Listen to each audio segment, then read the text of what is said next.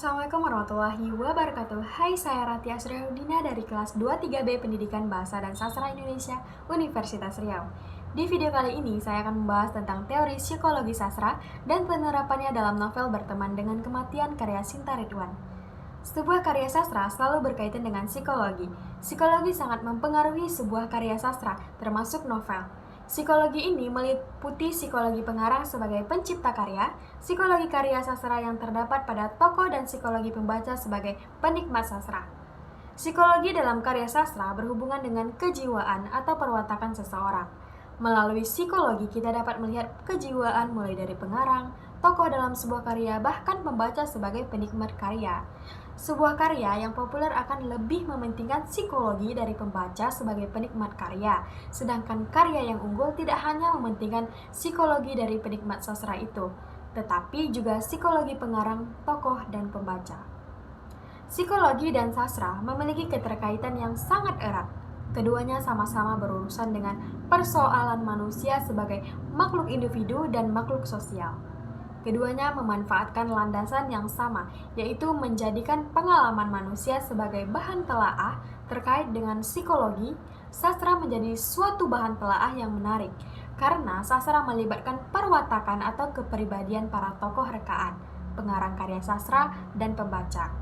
Melalui psikologi, dapat dilihat kejiwaan dari pencipta karya, tokoh rekaan, dan penikmat karya. Novel Berteman dengan Kematian karya Sinta Ridwan yang diterbitkan oleh Ombak merupakan satu di antara novel yang mengisahkan tentang kehidupan nyata dari dalam novel tersebut. Kisah dalam novel ini diangkat dari perjalanan hidup sang penulis yang bernama Sinta Ridwan. Novel ini menceritakan tentang perjalanan hidup Sinta sebagai seorang gadis yang tegar. Ia selalu berusaha untuk hidup mandiri, mulai dari biaya sekolah bahkan melawan penyakit yang ia derita. Novel ini menceritakan tentang sosok Sinta yang tegar berjuang melawan penyakitnya di tengah-tengah kerapuhan keluarganya. Ia berjuang sendiri tanpa bantuan dari keluarganya. Novel ini memberikan berbagai informasi tentang penyakit lupus, mulai dari gejala, jenis lupus, dan perkembangan penyakit lupus. Selain itu, novel ini juga memberikan motivasi bagi pembaca agar selalu memiliki mimpi yang ingin dicapai, karena dengan mimpi tersebut seseorang memiliki tujuan untuk hidup dan dapat menghargai waktu yang dimiliki. Emosi tokoh utama yaitu pemaparan, baik itu emosi positif dan emosi negatif pada tokoh utama dalam novel. Berikut ini pembahasan mengenai emosi positif dan emosi negatif tokoh utama dalam novel Berteman dengan Kematian karya Sinta Ridwan. Yang pertama yaitu emosi positif. Emosi positif merupakan emosi yang mengarahkan pada hal-hal yang bersifat positif. Emosi positif mengarahkan seseorang pada sesuatu yang menyenangkan dan diinginkan oleh setiap orang. Setiap orang selalu menginginkan hari-harinya dipenuhi dengan emosi positif. Emosi positif meliputi rasa gembira dan cinta. Yang pertama adalah gembira.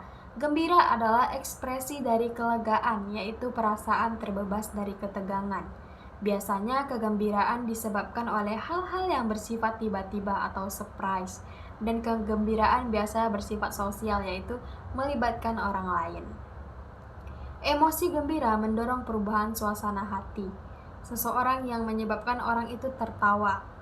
Nah, berdasarkan data yang ada, berikut ini kutipan dalam novel yang menunjukkan emosi rasa gembira. Tok tok tok, tiba-tiba terdengar suara ketukan di kaca jendela. Lalu suara lelaki yang begitu akrab di telingaku terdengar memanggil-manggil namaku. Aku segera menghambur keluar dan membukakan pintu. Ternyata kekasihku.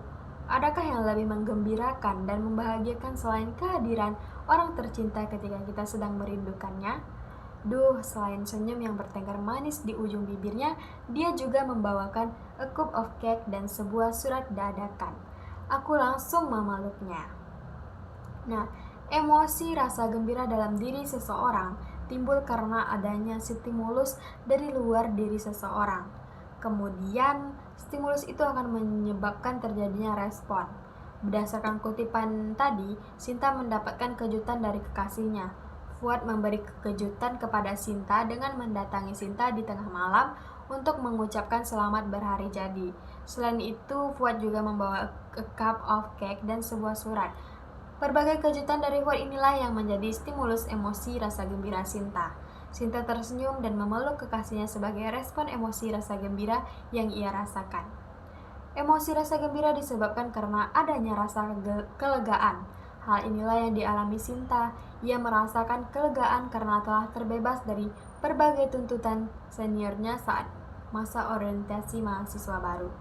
Berikut kutipan dalam novel yang menunjukkan emosi rasa gembira Sinta karena telah terbebas dari segala tuntutan.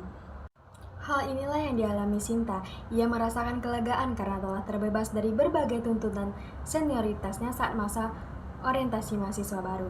Berikut kutipan dalam novel yang menunjukkan emosi rasa gembira Sinta karena telah terbebas dari segala tuntutan seniornya. Ada yang tersenyum, tertawa, bahkan mungkin jijik melihat kelakuanku. Habisnya aku sudah muak karena sudah disiksa, disuruh membawa ini itu, dan dikerjai habis-habisan oleh panitia.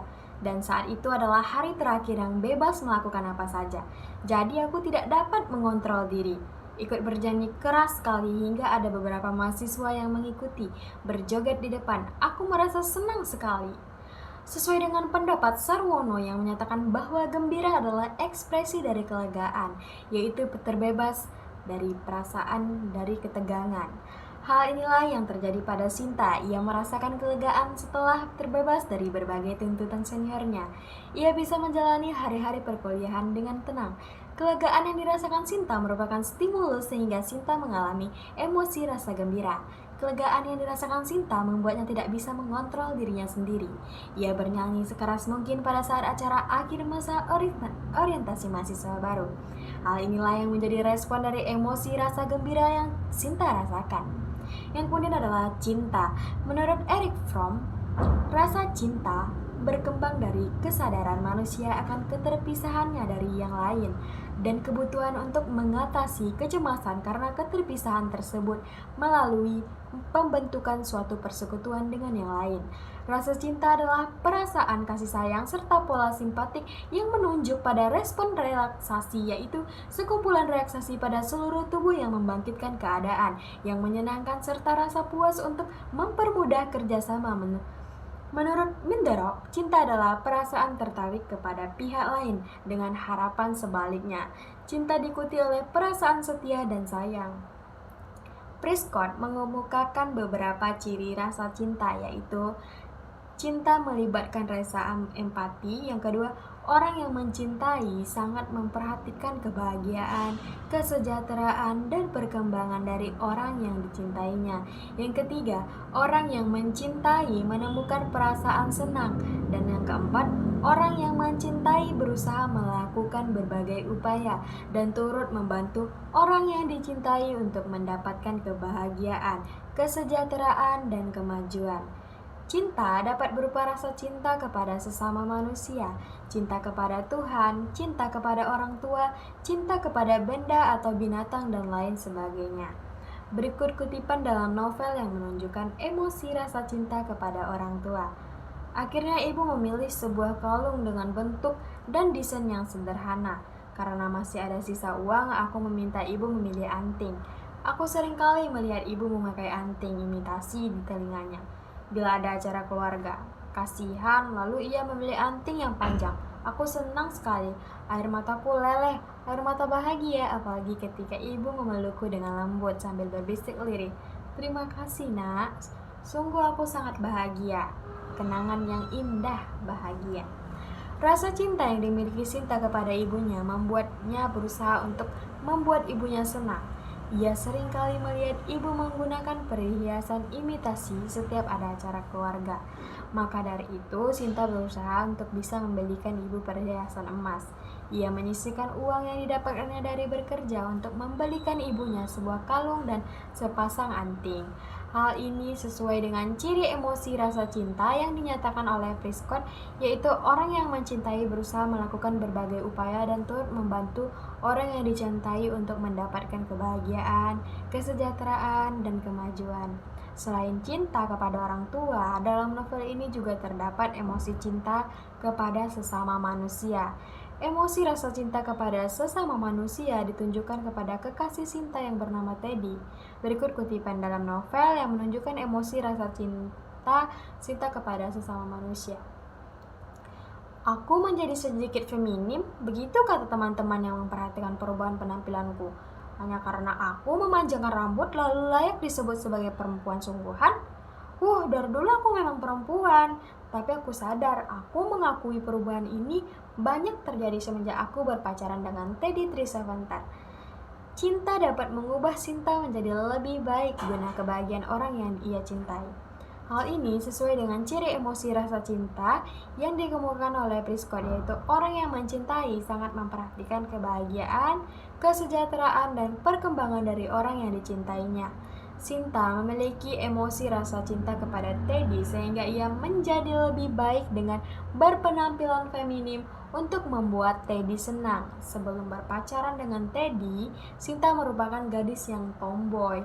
Namun setelah berpacaran, Sinta menjadi lebih feminim dengan memanjangkan rambutnya. Ini semua Sinta lakukan karena emosi rasa cinta yang dimilikinya. Selanjutnya adalah emosi negatif. Emosi negatif merupakan emosi yang mengarahkan seseorang pada hal-hal yang negatif. Pada dasarnya, emosi negatif merupakan emosi yang selalu tidak dikehendaki oleh manusia, sehingga selalu berusaha untuk dihindari. Emosi negatif meliputi rasa benci, marah, takut, dan sedih. Yang pertama, takut. Takut adalah satu bentuk emosi yang mendorong individu untuk menjauhi sesuatu dan menghindari kontak dengan suatu hal. Takut merupakan emosi yang berkenan dengan adanya rasa terancam oleh sesuatu. Berikut kutipan dalam novel yang menunjukkan emosi rasa takut Sinta. Alasan aku tidak memiliki teman itu karena aku memang tidak mau berteman, baik dengan siapapun kecuali karena keadaan.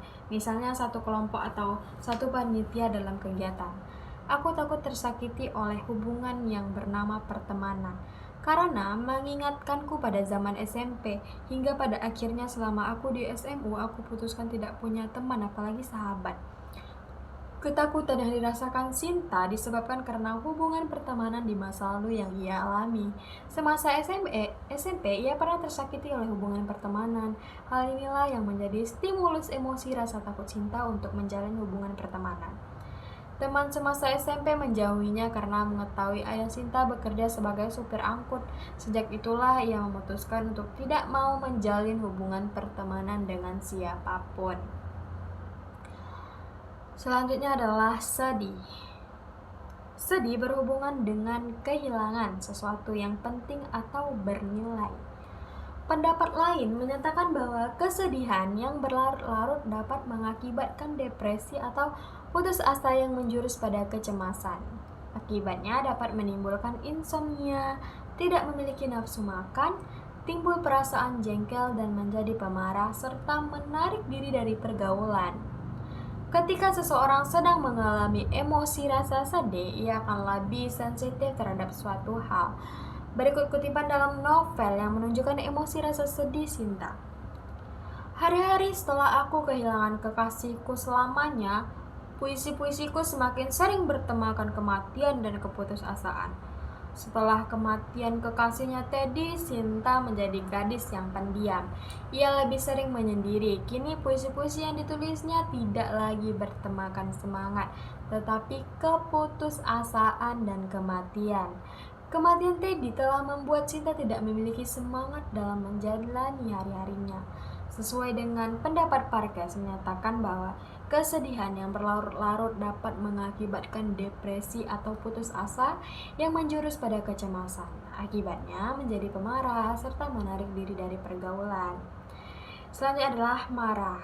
Sumber utama kemarahan adalah hal-hal yang mengganggu aktivitas untuk sampai pada suatu tujuan. Sikap kemarahan seseorang dapat ditunjukkan dengan suatu perbuatan, misalnya memukul. Rasa marah ditandai dengan detak jantung meningkat, hormon adrenalin meningkat, dan mengalirkan energi untuk memukul, mengumpat, dan lain-lain. Marah merupakan suatu perasaan yang dihayati oleh seseorang atau suatu kelompok yang cenderung bersifat menyerang. Menurut Berkowitz, jika seseorang mengalami keadaan yang sangat tidak enak, banyak di antara mereka yang terdorong untuk melakukan tindakan motorik berkaitan dengan agresi atau mengepalkan tangan, menggerotakkan rahang, dan lain-lain. Dan mereka juga ingin menyakiti seseorang atau sesuatu. Berikut kutipan dalam novel yang menunjukkan emosi rasa marah. Tetapi nenekku seperti biasa menggantungkan ceritanya dan menutupnya dengan derai tawa. Kali ini diikuti oleh tante-tanteku yang centil-centil itu. Biasanya aku pergi meninggalkan mereka, lalu mengurung diri di kamar. Lantaran tidak tahan mendengar ejekan-ejekan mereka dan aku sama sekali tidak bisa mengingat kejadiannya. Sinta tidak bisa mengingat cerita tentang masa kecilnya. Nenek seringkali menggantung cerita tentang masa kecil Sinta tanpa pernah menyelesaikan cerita tersebut. Nenek selalu mengakhiri ceritanya dengan derai tawa. Hal inilah yang menjadi stimulus emosi marah Sinta. Ia tidak bisa mengingat cerita masa kecilnya. Sesuai dengan pendapat Sarono yang menyatakan bahwa sumber utama kemarahan adalah hal-hal yang mengganggu aktivitas untuk sampai pada suatu tujuan. Faktor utama Sinta mengalami emosi marah karena nenek selalu menggantung cerita tentang masa kecil Sinta. Cerita nenek yang menggantung inilah yang menjadi hal yang mengganggu aktivitas Sinta untuk sampai pada tujuan. Tujuan yang ingin dicapai oleh Sinta adalah ia ingin mengingat tentang masa kecilnya. Namun karena nenek sering menggantung ceritanya dan mengakhiri dengan derai tawa, Sinta jadi tidak bisa tahu dan tidak bisa mengingat. Selanjutnya adalah benci. Benci berhubungan erat dengan perasaan marah, cemburu, dan iri hati. Ciri khas yang menandai perasaan benci adalah timbulnya nafsu atau keinginan untuk menghancurkan objek yang menjadi sasaran kebencian. Emosi benci menyebabkan timbulnya nafsu untuk menghancurkan sesuatu yang dibenci. Berikut kutipan dalam novel yang menunjukkan emosi rasa benci Sinta. Tidak akan pernah aku ambil bantuan dari orang yang paling menjijikkan dalam hidupku. Orang yang sudah merusak keluargaku. Orang yang tidak tahu malu. Gara-gara dia, aku tidak berniat untuk menikah. Aku berjanji pada diriku sendiri, padahal semua orang itu belum tentu sama. Namun kebencian sudah menutupi mataku dalam melihat lelaki. Kutipan di atas menunjukkan besarnya kebencian Sinta kepada selingkuhan ibunya. Laki-laki itu telah merusak kebahagiaan keluarga kecilnya. Sinta merasa sangat jijik dengan laki-laki yang telah merusak keluarganya. Hal inilah yang menjadi stimulus emosi rasa benci Sinta. Berdasarkan hasil analisis data terhadap novel Berteman dengan Kematian karya Sinta Ridwan, dapat disimpulkan bahwa terdapat emosi positif dan emosi negatif dalam novel ini. Emosi positif meliputi emosi rasa gembira dan rasa cinta, sedangkan emosi negatif meliputi emosi rasa takut, sedih, marah, dan benci. Nah, mungkin sekian dari video kali ini.